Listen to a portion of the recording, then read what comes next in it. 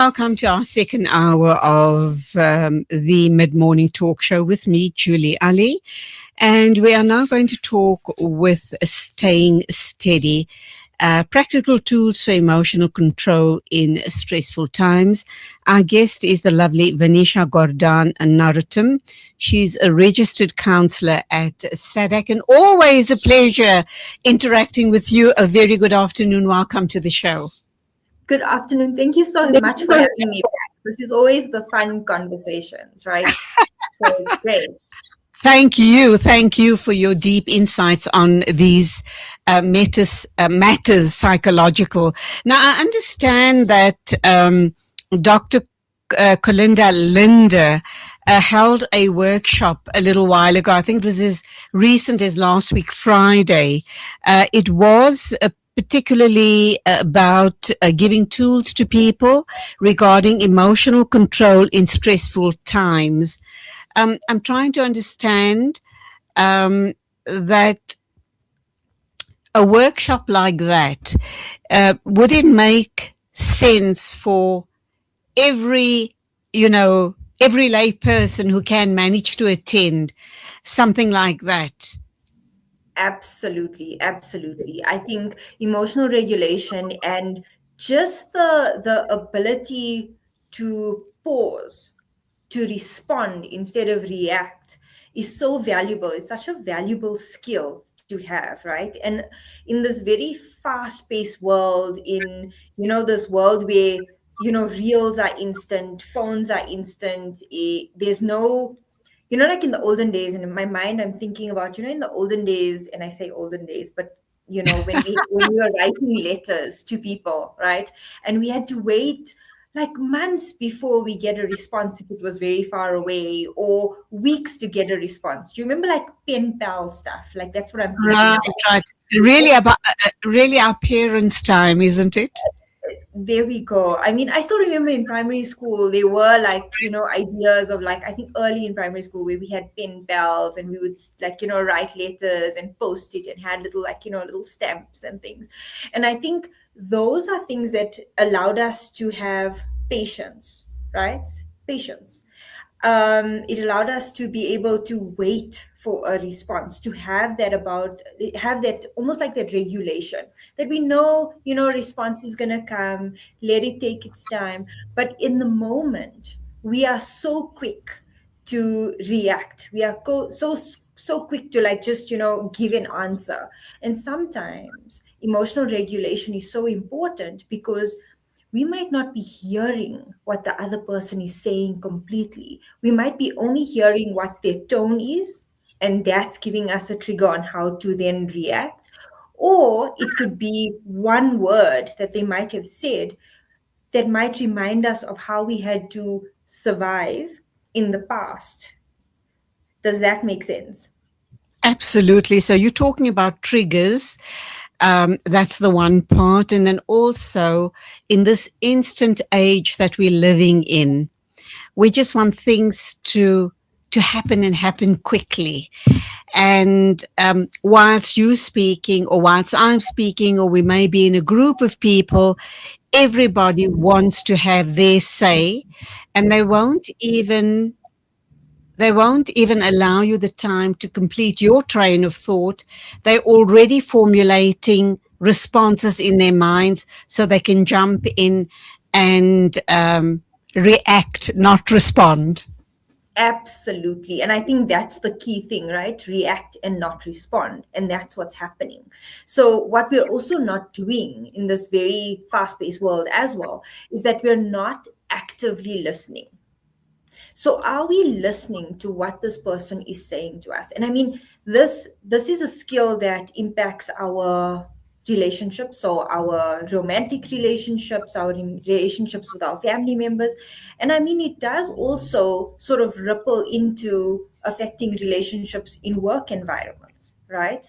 If we are that type of person that, if someone is saying something to us, we know what's better and we're not listening to what they're saying or what their thought process is, it might be to our detriment, because some people have some good ideas, but they might be too nervous to say it. So if we are dysregulated and we are just, like what's that that verbal diarrhea concept, I think, and I think I'm using it wrong, but like, just like blah, blah, blah, and speaking over everyone, it doesn't allow other people to say, I'm safe enough to actually air my thoughts, to air my emotions, or even air the way I'm feeling in this moment.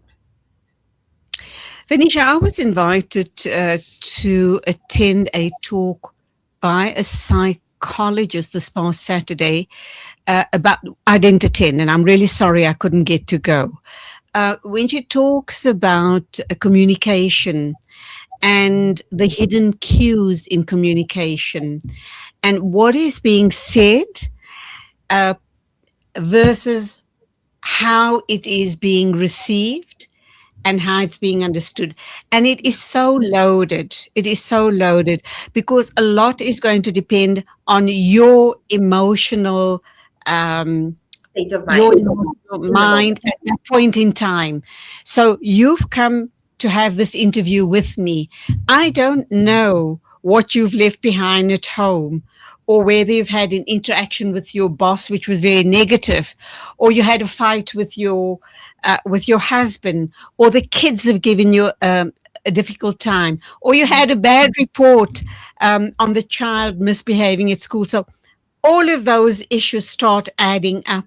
And then here I am, all ready to have this wonderful interview with you, not knowing that there's stuff going on, not only with you, but with me as well. Stuff going on in the back of my mind of what I left behind at home.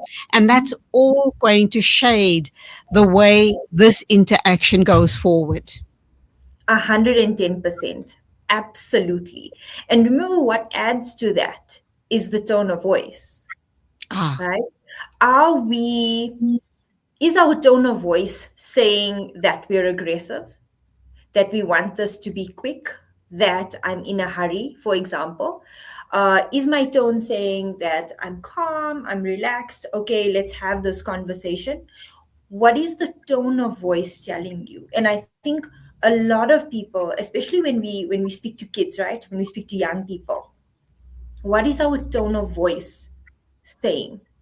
It's not often the words that they're hearing, it's that tone that we're saying it in. So we, for example, let's say a person, was at work and they didn't have a very good day. They didn't have a very good day. Now they come into their home, they open the door, and they just, sort of dump their bag down, and now they go plop on the couch. Already, from your footsteps, from the fact that you just open the door, didn't greet, put your stuff down, and just plopped on the couch, and now are scrolling on your phone. What energy or what tone do you think you're bringing into your household? That of so nervousness? yeah, you're talking about voice tonality. And then, But we also talk about body language and facial expressions. That also says a lot about your interaction. And I like the analogy you're using. I must tell you that I had a conversation once. My husband has been doing it very often, and I've noticed he's stopped doing it. When we're in traffic, he gets himself so worked up, very especially with bad drivers on the road. And then of course when someone overtakes or cuts in front of him or whatever have you, he just lets off like you can't believe. And I say to him, excuse me, I'm in the car next to you. Those guys can't hear you. They don't know they've upset you. And all of that negativity is being directed at me. Please don't do that. And really, thank God, he is beginning to watch himself, not scream and rant and rave at bad drivers on the road. So that also talks about emotional regulation, does it not? absolutely, 110%. And what you've done is so nicely is that you had the conversation, but you had the conversation not matching his emotional escalation, but bringing it down and rationalizing. that I am sitting next to you. The other people can't even hear you. So I am receiving the brunt of their, I want to say bad behavior, but their bad driving or whatever it may be. So I'm receiving it. And that probably put in his head that, oh, okay, wait, I'm now affecting negatively a person that I care for and I love that's sitting next to me at the cost of what? And you're absolutely right, because there's a lot of people get very upset in traffic, right? When I know there are a lot of people, they overtake and they're in a hurry, and you see, like, them zooming past you, or like driving so behind you, because they almost want to, like in a cartoon. I always think about it like, in a cartoon, like you think you're going to bump the person away or you're going to fly over them. That's what I think about. But that's my strange thoughts. But I always think about, like, maybe, and I rationalize it in my mind, right? And it's to make me feel more regulated, is that I always say, maybe they have a loved one that's in hospital. Maybe they're rushing to fetch their kids. Maybe they're late and they, for appointment or something like that. And in my mind, that makes me feel like, okay, they are not directing their rushingness or their upsetness or their, behavior to me, because it has nothing to do with me. So that's something that I do to always, like, sort of regulate myself. And it's a conversation I have with myself often when I'm driving up and down. And it's bringing that awareness to say that sometimes when people behave badly, it is not about us. It's actually majority, I think 99% of the time, it has nothing to do with us, and it has everything to do with the way they're feeling. So their reactivity and their lack of responding has nothing to do with the way that we are presented within that sort of conversation. It's what they come with. And right. And most times we take it so personally, and then we are so bruised, and then we end up having a very bad day, and we keep second guessing ourselves. But we need to go for an ad break. When we come back, we'll continue this very interesting conversation. Please don't go away. Shimmer, sparkle, captivate. Nothing less than a masterpiece. Droplets of gold inspires precious design. Platinum bursts with intricate freshness, and every pure diamond becomes more than just a girl's best friend. Voda Gold Gem Jewelers, where timeless dreams become a reality. Come to us. We tailor-make designer gold, platinum, and diamond jewelry. Trade in or remodel your old gold. Clad yourself with classy name-branded watches. We offer insurance valuation and freezer card calculation. Visit us at 534 Ridge Road, Overport, or call 031 208 9142. Voda Gold Gem Jewelers, manufacturers of fine gold and diamond jewelry. Dad, these Frymax chips are so tasty. Wow, that really takes me back. My dad bought me a Frymax chips every day after school. They were my favorite when I was your age as well. Quality is at the very heart of what we do, and that's why we ensure that every Frymax packet is filled with the beautiful goodness and flavor-packed taste that you've come to expect from us since 1982. Frymax, from generation to generation. You South African, of course. You anxious about the future. We've got you covered. Build on your wealth portfolio with Rendry Jewelers Gold Coin Exchange. Visit us at 151 Stephen Dlamini Road, Musgrave, Durban, or call us on 031-202-4700 for more information. Rendry Jewelers Gold Coin Exchange, your passport to gold investment. For the first time, I can dream again. The Africa Muslims Agency Orphan Hope Program provides the food, clothing, and basic support needed by thousands of children across the world. Every child deserves a chance at a hopeful future. For 50,000 rands, you can transform our lives with the AMA Orphan Hope Program. Africa Muslims Agency, empowering, educating, inspiring. Listen to something fresh. Listen to Salam Media, your humanitarian broadcaster.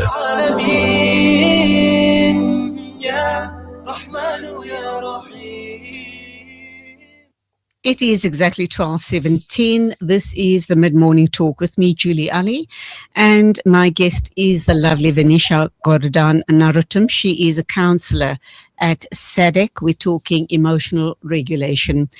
So as we've been talking, Vanishaa, something else popped into my head, and I think this is everyday occurrence in most people's lives, is, out of concern, you could be triggering the person. So you in conversation with someone, a loved one, he or she may have had a bad day, but the way you pose the question creates the opposite effect. It makes matters that much worse. I had an encounter with a relative about 2 weeks ago, and I know that he's been having relationship issues. And he looked terribly down, and instead of, all right, you can then tell me how the conversation should have went, I kind of said to him, are you having a bad day with your partner? Is she giving you a hard time? And his reaction, oh gosh, was awful. And I felt bad because I realized I triggered him, and this potentially could have ended very badly. What should I have, or how should that conversation have started? Okay. So obviously, within context, we have to see, how is it now? We don't know how it's going, right? You know that there might be an issue. There is a bit of a disgruntlement. Maybe it's not going too well. What I would do, and this is just me saying it, giving you an example of how I would manage it, maybe within a counseling session or even with a loved one. What I would say, right? Knowing that I don't have all the information, right, is an important aspect here. Knowing that I don't have all the information. What I would say is, Peter, I'm noticing that you're looking a bit down. Are you feeling okay? Is everything going okay with you? And obviously with them, now they have this idea that, okay, this person has noticed I'm looking a bit down, my demeanor is a bit down. They're going to be like, it's been a bit of a rough day. It hasn't been very good. And what you can then respond with is, okay, is there anything in specific that's troubling you? Anything in specific? Remember, what you're doing here is you're not assuming that it's the relationship that has affected. What you're doing is you're touching on his emotion and not making him think about, oh my goodness, and my relationship is going badly, because it might have been something completely different. Because what happens is that, if our relationship is going badly, or if something is going wrong, I don't know how to say this, but when that analogy is, when it rains, it pours. Yep. And then it just sort of ripple effects into every single relationship and every single situation. You drive, then all of a sudden driving on the road and you hit a pothole. Everything possibly goes wrong. Exactly. And then it feels like that relationship is the core. And remember, if, say, for example, and I'm just giving an example, right? Say, for example, he had a very meaningful conversation with his partner where things are smoothing out. And now what's happened is that you have now directly asked him about the relationship. Now he's thinking in his mind, hey, but why is this person now getting involved? Do you see where? What does she know? Now, what has she picked up that I'm not aware of? What has been said to her that I'm not aware of? 100%. Okay. So, Vanishaa, we are talking emotional regulation, but we're talking about it both ways. We're talking about it by the sender and the receiver. It's emotional regulation with the parties in conversation. It's concerns everybody. So it's not only me having to regulate my emotions. It's you. It's all of the interactions I have that has to be in place. Is this a new trend? Why are we only becoming more aware of it now.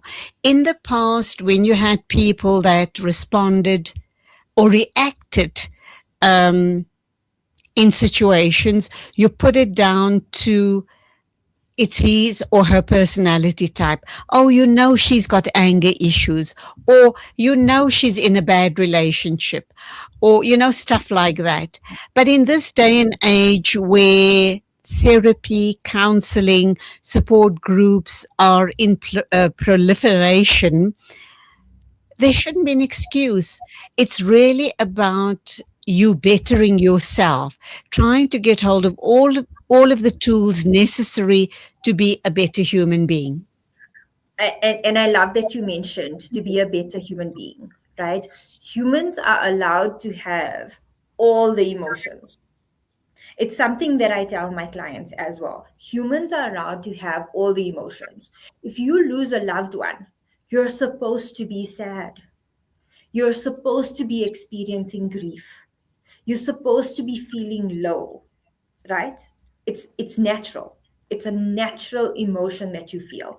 If you pass an exam that you've been writing for like the last 2 years and finally you passed it, you're allowed to be excited and happy and exhilarated that I have done it now. Those are normal emotions, right? Normal. And I know I'm saying normal, right? But those are emotions that are natural to a human being.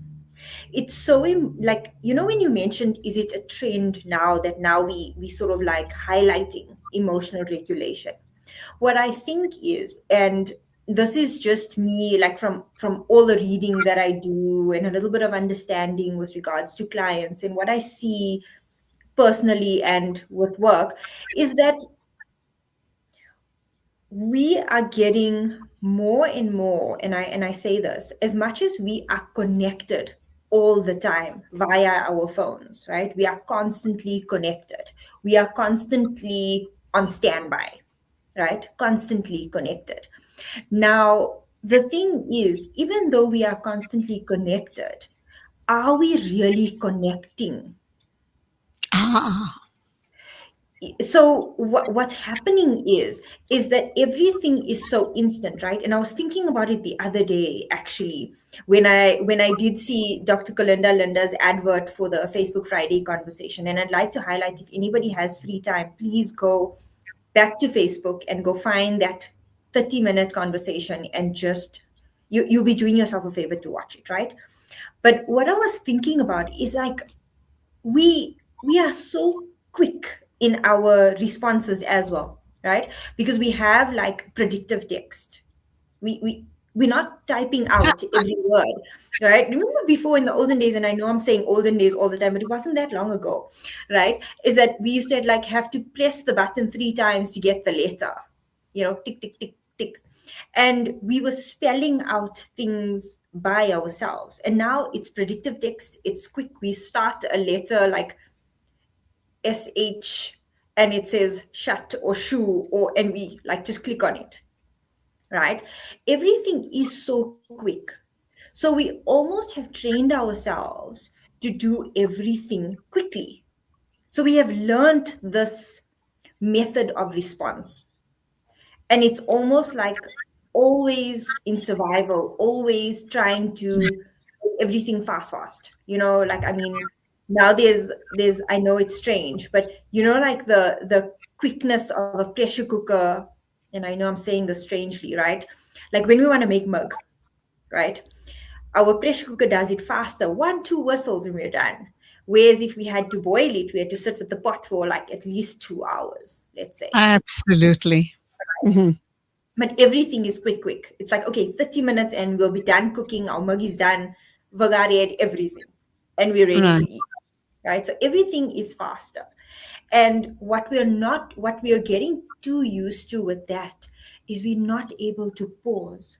What I always tell my clients, right, in any situation, I do it myself. I take a step back. Sometimes I take a physical step back if I feel like I have to.